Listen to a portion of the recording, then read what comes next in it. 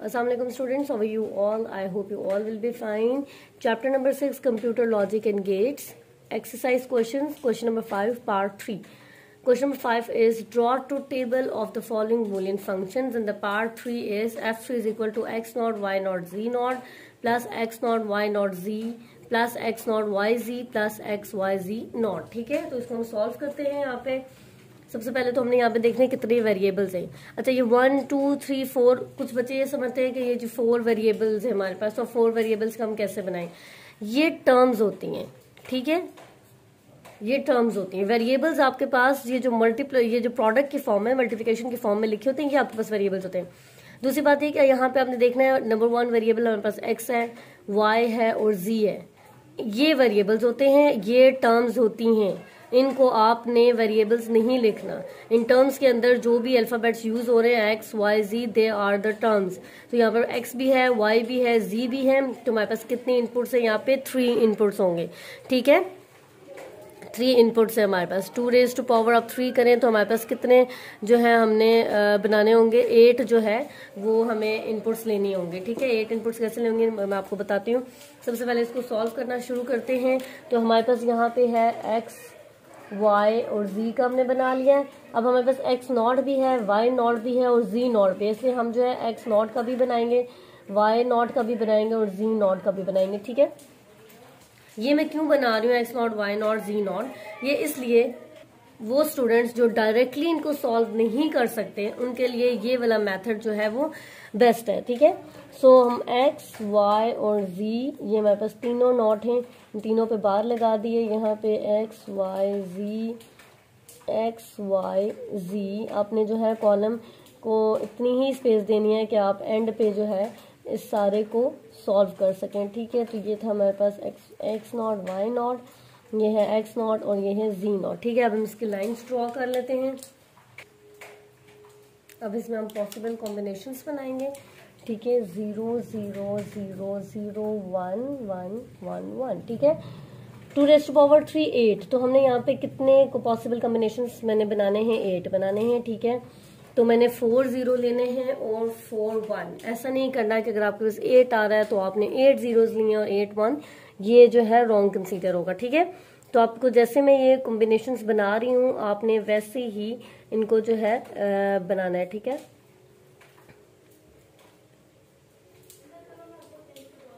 ठीक है. अब x नॉट है तो हमारे पास पहले 4 zeros थे, तो नॉट है तो ऑब्वियसली ये 1 हो जाएगा. ठीक है, इनपुट जो है वो ऑपोजिट हो जाती है.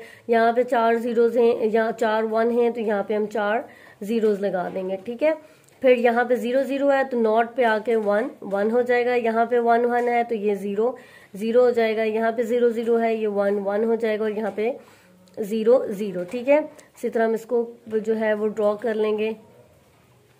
अच्छा, ये मैंने कैसे ड्रॉ किए हैं, ये फिर कुछ बच्चे जो हैं वो परेशान हो रहेंगे कि कैसे ड्रॉ किए हैं.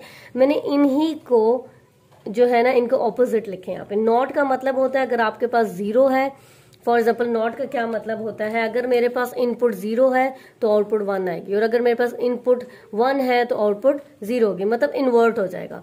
ठीक है, अगर मेरे पास ये x है तो ये x नॉट है, ये x है तो ये x नॉट नहीं है, ये x है तो ये x नॉट होगा. ठीक है, x नॉट मतलब x का इनवर्स.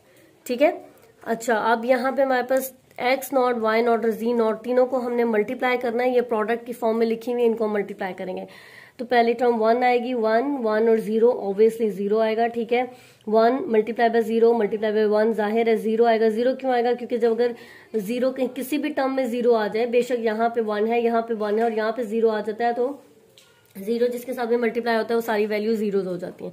ठीक है, तो यहाँ पे हमारे पास 1 0 0 ऑब्वियसली 0 होगा, 0 1 1 0. यहाँ पे हमारे पास एक 1 है, 2 zeros हैं तो फिर भी 0 होगा. यहाँ पे हमारे पास 2 0 है, 1 है तो ये भी 0, और ये सारी टर्म हमारे पास 0 जाएगी. ठीक है, अब हम नेक्स्ट क्या करना है, x नॉट y नॉट और z हमारे पास कहाँ है, x नॉट है, ये y नॉट है और ये z है. ठीक है, तो हम इसको सॉल्व कर लेते हैं. ये 0 1 1 0, जहाँ पे भी 0 आएगी ना वो टर्म 0 ही हो जाएगी. ठीक है, ये 1 है, ये 0, ये 1 क्यों लिखा है, क्योंकि तीनों टर्म्स में 1 है. 1 को मल्टीप्लाई करें 1 से तो 1 ही आएगा. ठीक है, अब यहाँ पे 3 1 है तो यहाँ पे 3 नहीं लिख देना, क्योंकि कंप्यूटर को सिर्फ 0 1 की लैंग्वेज समझ आती है. तो आपने इसको जो है वो 1 ही लिखना है, ठीक है। बेशक यहाँ पे 3 जो है वंस मल्टीप्लाई हो रहे हैं, ठीक है। इसको प्लस नहीं कर देना है, प्लस करके 3 नहीं लिख देना है, या ये नहीं बोलना कि 1 1 है तो यहाँ पे 3 आ जाएगा, नहीं। यहाँ पे भी हमारे पास 0 आ जाएगा, यहाँ पे भी 0, यहाँ पे भी 0, ये भी 0। 0 क्यों लिख रही हूँ, क्योंकि यहाँ पे इनके साथ 0 है, ठीक है। तो 0 अगर मल्टीप्लाई होगा इससे, 0 मल्टीप्लाई 1 से तो भी 0 होगा, फिर यहाँ पे 0 मल्टीप्लाई होगा इस 1 से तो भी 0 होता है, ठीक है। तो ये 1 1 मल्टीप्लाई हो रहा है तो 1 हो गया, और 0 के साथ मल्टीप्लाई होगा तो 0 ही आएगा, यहाँ पे भी और यहाँ पे भी 0, ठीक है। नेक्स्ट टर्म है हमारे पास x not Y Z. x not भी है, ये y है और ये z है, हम यहीं पे इसको सॉल्व करेंगे, ठीक है। ये आपके पास 0 है, ये टर्म आपके पास 0 हो जाएगी, ये टर्म आपके पास 0 हो जाएगी। 1 क्यों 1 है, क्योंकि यहाँ पे कहीं पे भी 0 नहीं आ रहा, तो 1 मल्टीप्लाई बाय 1 मल्टीप्लाई बाय 1 1 ही आएगा, ठीक है। 3 नहीं लिखना आपने यहाँ पे, चीज़ याद रखिएगा, ठीक है। इसको सॉल्व करते हैं, ये भी 0 है और ये भी आपके पास 0 आएगी। नेक्स्ट हमारे पास एक्स वाई और जी नॉट। एक्स वाई ये है हमारे पास, एक्स वाई और जी नॉट, ठीक है। ये पी बीच वाले टर्म्स मल्टीप्लाई नहीं होंगे, एक्स मल्टीप्लाई होगा, वाई मल्टीप्लाई होगा और जी नॉट मल्टीप्लाई होगा आपस में, ठीक है।